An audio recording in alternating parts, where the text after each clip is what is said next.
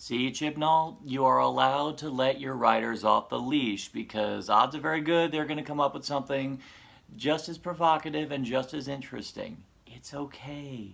It's okay.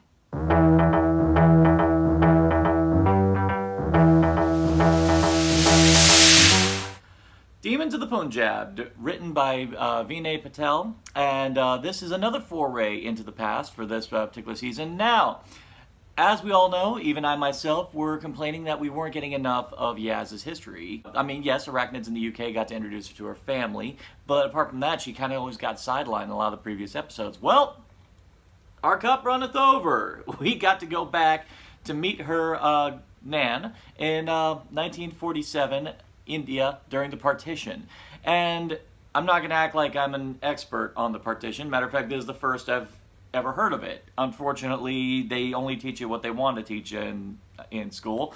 I'm sad to hear that this very unfortunate event was not heavily publicized in high schools.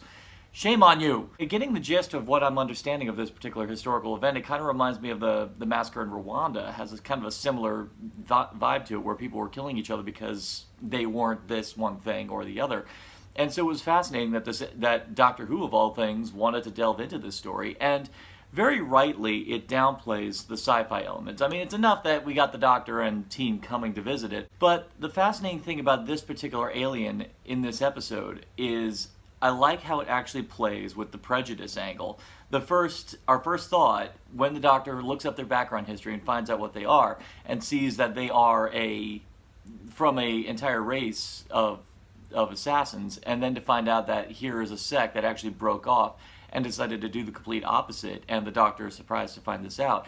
It actually is kind of a nice little parallel to what is evidently going on here. It's using familiar science fiction elements in order to kind of help elucidate the problem that was being caused by the partition. Specifically, the idea that people just are letting their prejudices do the talking when it comes to the way they interact with people. Because, of course, the Doctor was quick to consider them a threat and was quick to think that they're going to be doing bad. And, of course, unfortunately, they keep being found next to dead bodies. And that didn't help either. And then to find out that, no, everything they were doing was all for the sake of paying tribute to the fallen, and that was spectacular. And then, so to see that this is just another thing of life, it's just by coincidence that these creatures happen to show up at this particular time. So, I know people are like, yeah, another sci-fi threat that wasn't feeling threatening. I'm like, I think the moral that Chibnall's trying to teach us with a lot of the creatures of this season is that it's not about whether or not they're a threat to you, it's a matter of life and just a matter of what they do as a species. Even in Arachnids in the UK, she was pointing out that these are just things spiders do. They're not doing it with any kind of malice towards us. It's just nature. And same thing even in the last episode with the Saranga conundrum. The Pating didn't come here specifically because he hated this thing. It did it because it's in its nature. That's what it does. And it was fascinating to see these particular aliens. Turns out that this is just their way of paying tribute to the dead. And I was like, that is spectacular. And I love the fact that for the Doctor's arc in this, it's all about her realizing that her prejudice towards these creatures, when she finds out what they are, then realizing what they're actually doing, and how her perception is completely blown away from it. Now, getting into the more important aspect of this one. First off, the historical aspect handled very, very delicately on this one. They wanted to really hit, and the thing is, most of the time with historicals, it's usually involving them meeting a key historical figure. Of course, Rosa is the most recent example of that, but this one I thought was very well handled, where it's not about meeting a historical figure, it's about seeing how people are affected by a certain happenstance. In this case, it's Yaz's family. To find out that a long time ago, her Nani, as she prefers to be called, a long time ago attempted to marry someone who was a Muslim, and unfortunately that caused a divide between his family and hers, and it was very well handled, very delicately handled all the way through. But I'm really enjoying how this is the route that Doctor Who seems to be going now, particularly the fact that we're getting a lot of emphasis on historicals, which I'm definitely for, and the fact that it's not about visiting a historical figure, but instead just seeing a part of history and how it's affecting just regular people. In this case, by coincidence, it's Yaz and her Nani and her whole family, and that alone is enough to hit home how painful certain historical events can be. But the one thing I gotta say I loved, and they actually, this is a carried over from a thing they did in Rosa, which was nice, was at the end of it all, you still get a semblance of hope. They actually give you a little thing at the end where it says that, yeah, bad things happened and a lot of hardships came from everything we've just witnessed here.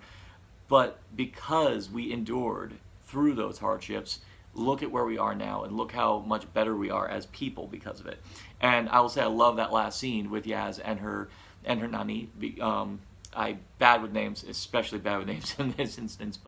And finding out that, yeah, she suffered a loss. It was sad. It was unfair. It was unfair above all. But the fact that she prevailed, the fact that she came to Sheffield, and even though, yeah, it's not as exotic as from where she came from, she still loves it because of the life that she was able to make for herself because of it. So there's a lot of beautiful character moments in this entire thing. And while, yeah, you could safely say because it focused on Yaz, Graham and Ryan got the backseat this time. But you know what? They got a lot of good focus on a lot of previous episodes. So I'm not asking, I guess in essence with our complaints about all that, I guess we just should be happy that there's times where they're going to take to focus on one character. I mean, because we got 10 episodes in a season. We can have episodes that focus on just one or two of the characters. That's fine. That is great. And we have been getting a lot of really good Ryan and Graham stuff from the past couple episodes. So it was just great to have an episode that focused entirely on Yaz. And in order to do so, it took us to a place that very few people talk about in popular media. And so it was really cool that Doctor Who was the show that took us here to this particular spot. And this is definitely in the same camp as Rosa. This is definitely right up there. And I think the major strength of Chibnall's run will be if they keep focusing on stuff like this. Because, as I've said before, Chibnall seems to work better when he focuses on character. For all the shortcomings of the Saranga conundrum, the one thing I can happily say I really liked about it was the characters he was creating in there. Hopefully, in future, we'll be able to see more episodes from writers on their own terms, so we can kind of get some variety in this era. Maybe get some writers who have a better grasp of science fiction element and maybe even a little bit of plotting.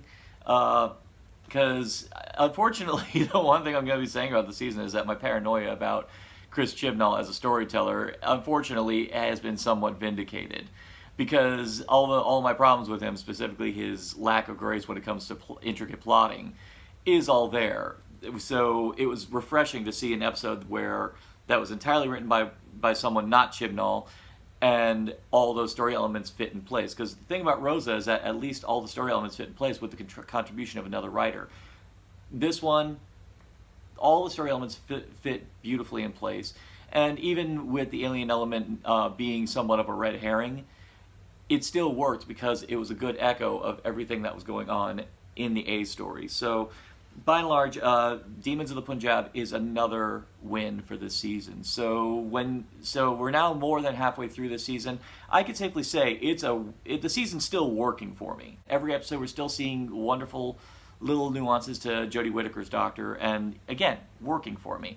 So I can't think of anything more to say. This has been a season that's truly been memorable and definitely has me running the gamut of emotions as far as the way the stories are approaching me. And this one is another win. So next week we have an episode very comedically called Kerblam, Chopping Mall, I guess. The way it's looking like that. I guess that's what it's going to be. It's going to be Chopping Mall. So looking forward to that. So if you're enjoying these Doctor Who episode spotlights, leave it in the comments below. Also, keep it on Narcotic Casserole because Double November is still in full swing. I think we're getting close to being a little more than halfway through it. As I record this, we're a little more than halfway through it. I just finished uploading all the reviews. They're up. I'm going to have a surprise bonus review at the very end of it. So if you love what you're seeing, leave it all in the comments below. And for more addictive content on Narcotic Casserole, simply like, share, subscribe, click. Thou shalt be served.